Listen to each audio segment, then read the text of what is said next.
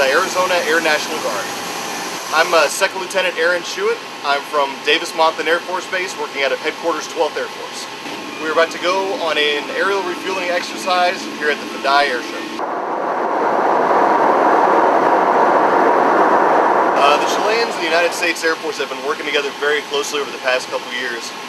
And it's only been highlighted, number one, since the U.S. has increased our participation at the FIDAE exercise, and since the Chilean Air Force bought the U.S.-made F-16s.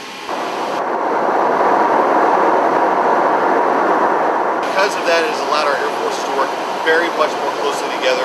It's ensured our direct operability, helping to make Chile and the United States much more closely linked as strategic partners in the region.